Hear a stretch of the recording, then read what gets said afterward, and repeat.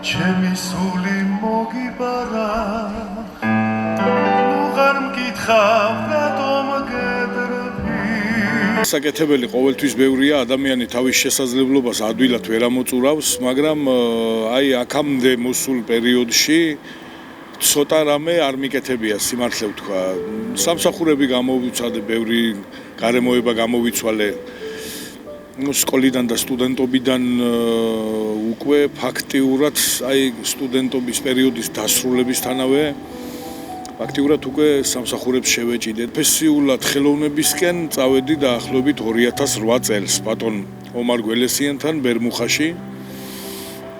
იქ დაიწყო ჩემი სასიმღერო კარიერა, სადაც დავყავი დაახლოებით 2 წელიწადი. 2 წელიწადის შემდეგ მოხდა ჩემი შერჩევა ანსამბლ იმერეთში, აი დღევანდელი ანსამბლი ზესტაფონი რაც არის ჩვენი ფოლკლორული ანსამბლი. 2010 წლის ბოლოს, ანუ 2011 წლის დასაწყისში ივლისში უკვე მოხდა ჩემი გადასვლა ანსამბლ იმერეთში. და ჩემი მოღვაწეობა დაიწყო ოფიციალურად ფოლკლორულ სამყაროში აი ამ პერიოდში. და აი ფოლკლორი ცხოვრებაში ყოველთვის ახლო იყო ჩემთან, რადგან ჩემი ოჯახის წევრები მღეროდნენ, აქ ჩემ ოჯახს სასიმღერო კულტურის წარსული, ჩემი ბაბუები მღეროდნენ, დედა მღეროდა ჩემი და ანუ ასე შემდეგ სანათესაო შეკრება იყო თუ პროფესიული კუთხე იყო. ყოველთვის იყო ხოლმე ამის პრეცედენტი, რომ ანუ ჩემი პატარაობიდან ვსწავლობდი მე ამ სიმღერის და ხელოვნების მიმართ სიყვარულს და მასწავლიდა ოჯახი, ასე რომ ვთქვა, დედა მასწავლიდა განსაკუთრებით. დედა მყავდა მცხეთიდან, გარდაცვლილია ცხონებული და მცხეთის რაიონის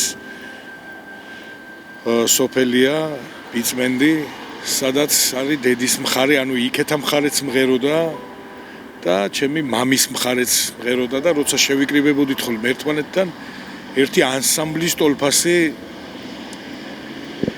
შეკრება იმართებოდა ხოლმე ასე ოჯახურად, რო ვთქვათ. არის სიმღერები, სადაც პირველიც მიმღერია და ნუ ასე რო ვთქვათ, ამიწევია ეს ხმა.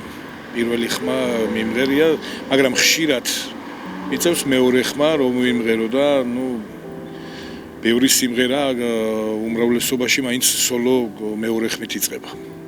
და მელოდია მიყავს მეორე ხმას. დღემდე გახლავართ ჩვენი ანსამბლის მეორე ხმა, რომელ საქმესაც ვაკეთებ დიდი სიამოვნებით და სიყვარულით, რა თქმა უნდა. ამასთანავე მოღვაწეობ რესტორან ქალაქურში, სადაც რა თქმა უნდა მუსიკალური კუთხით ვარ დაკავებული, ძალიან თბილი, ტკბილი გარემოებაა და იქაც ანალოგიური სიყვარულით და პატივისცემით უძღვები ჩემს საქმიანობას. მაყურებლის მხრიდან პატივისცემა და მაყურებლის სიმრავლე ძალიან მნიშვნელოვანია ჩემს სფეროში და მე იმედი მაქვს, რომ მომავალში კიდევ მოიმატებს აუდიტორია, რადგანაც მომღერალი და ხელოვანი კომფორტულად თავს უფრო მეტად მაშინ გრძნობს, რაც უფრო ფართო აუდიტორია ყავს და რაც უფრო ფართო მასებს გააჩნია პატივისცემის შეგრძნება, ეს მომღერალია, მოცეკვავეა თუ ასე შემდეგ. 23 წელს მოხდა ჩემი შერჩევა ზესტაფონის რაიონის საპატიო მოქალაქის წოდებაზე, რაც რა თქმა უნდა რომ უაღრესად დიდი სიხარული და ბედნიერი მომენტი იყო ჩემთვის და ანუ დიდი ოვაციები გამოიწვია. მე გეტყვით რომ რაღაცეებზე იმოქმედა ამ წოდებამ და ტიტულმა სამომავლოდ ხალხთან ურთიერთობაში და ნუ ფართო მასებში გავრცელდა, ასე რომ ვთქვათ და რა ვიცი, დიდება უფალს მომავალში კიდევ მეტ წარმატებებს მივაღწევ ჩემი გათვლებით და უფლის წყალობით, რა თქმა უნდა, უფრო მეტ ადამიანს გავახარებ და უფრო მეტ ადამიანს მოუგვრის სახეზე ღიმილს, რაც ჩემი საზოგადოებრივი მოვალეობაა პირველ რიგში, ასე გეტყვი. ოჯახებული ვარ, მყავს 18 წლის გოგონა სოფო, სტუდენტია. 2025-ში დაამთავრა სკოლა, 2025-შივე გახდა სტუდენტი, რაც ძალიან სასიხარულოა და ჩემთვის კიდევ უფრო მეტად სასიხარულო ისაა, რომ ძალიან კარგად მღერის, მაგრამ პროფესიულად ახლა სიმღერისკენ ვერ მიდის, რადგანაც კარგი მოსწავლეა, კარგად სწავლობს და ჯერჯერობით სწავლის გარდა დრო არ რჩება არაფრისთვის ფაქტიურად. ძალიან ნიჭიერია და מחარებს ძალიან ეს ფაქტი. მყავს მამა, მყავს მეუღლე, დედა გარდაცვლილი მყავს. ეს არის ჩემი ოჯახური მდგომარეობა დღესდღეობით. რა თქმა უნდა, ხელოვნების კუთხეს მე ამას იმიტომ არ ვამბობ, რომ მე თვითონ ხელოვანი ვარ, იმიტომ არ ვეტყოდი საზოგადოებას. მე საერთოდ ესე მოუწოდებდი, რომ ცოტა მეტი დრო უნდა დაუთმოს ეს ქალაქია, რაიონია, დიდი ქალაქია, სოფელია თუ რაცა.